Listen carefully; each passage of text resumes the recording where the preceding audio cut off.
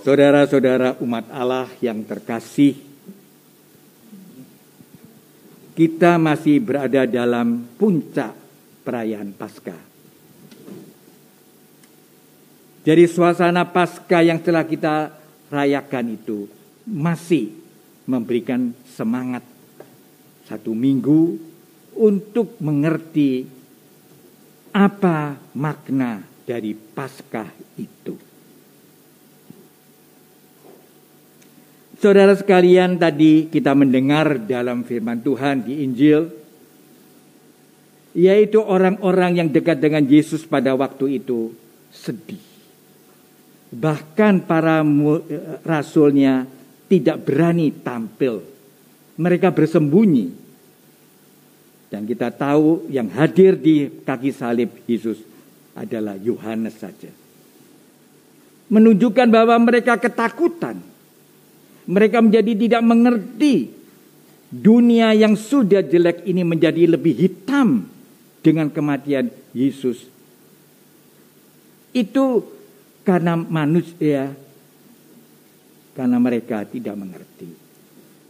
Tetapi wanita-wanita itu begitu polosnya, begitu setianya, dia datang ke kuburan sebenarnya ingin menghormati, ingin memberikan minyak wangi, ingin memberikan rempah-rempah untuk menghormati Yesus.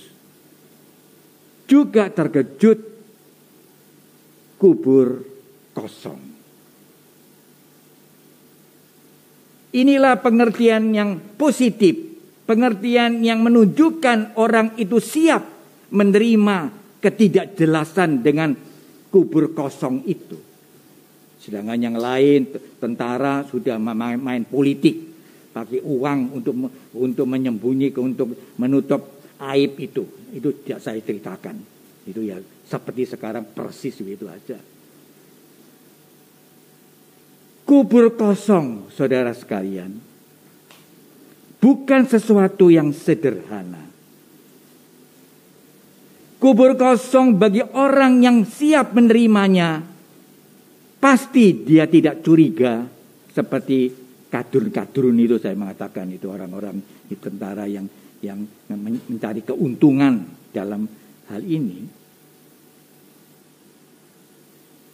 Yesus bangkit mestinya. Yesus telah keluar dari kehidupan lama, mestinya begitu. Tapi ternyata dia tidak. Para rasul masih gelap, masih tidak mengerti kubur kosong itu. Memang kita mengerti, kubur kosong bukan bukti bahwa Yesus bangkit. Tapi kubur kosong merupakan tanda Yesus telah menyelamatkan kita. Beda. Karena itu perayaan Paskah adalah perayaan iman. Hanya orang yang mempunyai iman, yang mencoba untuk mengerti secara positif, sekalipun juga pada waktu itu masih harus belajar. Para rasul belajar selama 40 hari. Dan Yesus berusaha untuk memberikan pengertian bahwa dia itu sudah tidak mati lagi. Dia hidup. Tetapi hidup yang bagaimana yang mau dijelaskan oleh Yesus masih perlu dipelajari dengan pengalaman-pengalaman pertemuan Yesus dengan para rasul setelah dia bangkit. Itulah ceritanya. Lalu pada suatu ketika bertumbuhlah imannya itu. Tetapi masih cukup ragu-ragu. Yesus mencoba menjadi manusia yang normal, bisa makan dan sebagainya. Sekalipun itu juga tidak menolong orang mengerti arti bangkit itu. Saya sengaja begini ini, itu kita ini harus bercermin diri. Kamu sudah dibaptis, ada yang 20 tahun, ada ini. Itu apakah sama saja? Itu. Apakah kamu menjadi lebih pengikut Kristus yang baik? Jangan cepat-cepat. Para imam juga para Anda, Aku orang yang baik, aku yang setia. Mungkin. Karena itulah maka para rasul sendiri yang mengikuti 3 tahun itu masih bergolak, masih ini. Tetapi Tuhan adalah Tuhan yang penuh kasih dan kuasa. Maka baru pada waktu Pentakosta turunnya Roh Kudus setelah Yesus naik ke surga, itulah yang memelekkan mata hati dari para rasul terutama, sehingga Petrus mewakili para rasul itu mengatakan, Yesus yang kamu bunuh itu adalah Mesias. Dulu tidak berani ngomong begitu, takut ditangkap. Tapi disitulah kekuasaan Allah. Dan di situ pada waktu Pentakosta mulailah berdiri atau mulailah bekerja gereja rasuli yang sampai sekarang kita alami dengan jatuh bangun. Saya tidak akan bercerita panjang lebar, tapi ini sebagai titik tolak yang setiap kali pasca kita rayakan, kita ini itu apakah itu hanya sekedar memori, sekedar kenangan-kenangan manis, tapi apakah itu punya kekuatan pasca yang sekarang ini yang diliputi dengan suasana pandemi ini, punya kekuatan untuk membuat aku lebih Kristiani, bukan dengan kefanatikan yang sering kali terjadi di masyarakat kita, bukan dengan sok suci, sok baik, sok berdoa. Kenapa bisa katakan sok? Bahaya kita itu hanya terpendam pada doa-doa yang banyak, devosi-devosi yang banyak. Walaupun itu bagus, baik, tetapi atas dasar apa hati Anda yang menjawabnya? Bukan perilaku-perilaku kesalehan-kesalehan luar. Saya berani memakai kata-kata itu karena ini perlu dimatangkan, bukan untuk dicurigai, dimatangkan. Sehingga kesombongan rohani. Ya, saya bicara di Puspita ini memang rohani yang ditonjolkan. Jadi kesombongannya juga bisa menyelinap dalam kerohanian. Nanti kalau orang usahawan itu ialah kesombongannya pada uangnya dan sebagainya. Kesombongan pada ilmunya. Kalau kelompok-kelompok para cendekiawan. Tetapi bahwa benar-benar kita ini lebih didewasakan lagi. Jangan cukup mengatakan aku sudah dewasa.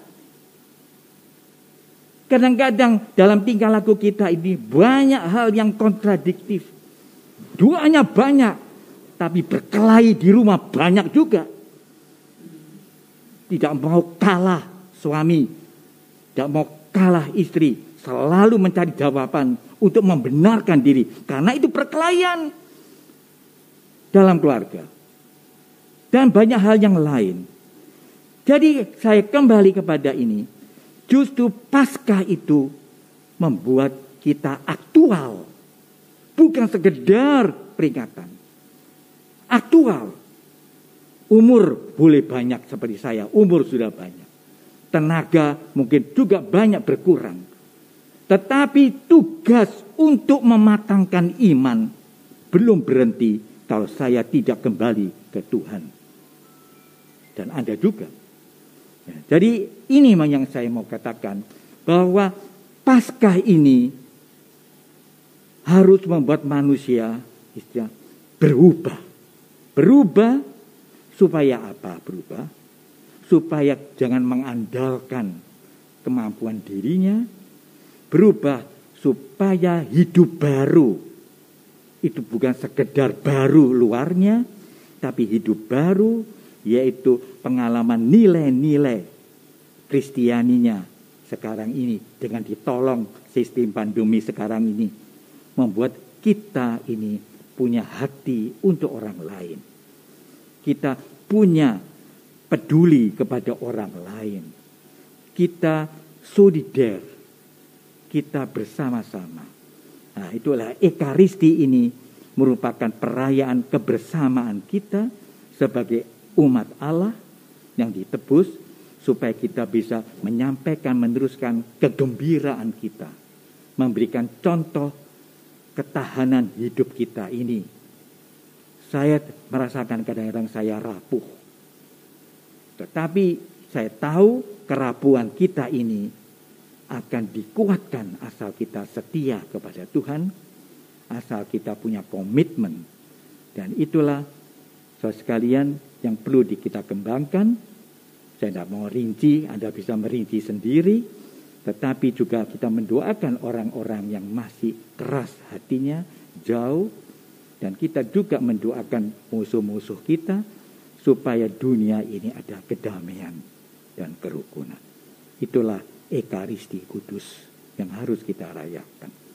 Marilah dengan ini kita akan melanjutkan Ekaristi Kudus dan menyembah Sakramen Maha Kudus sebagai pembuka kembali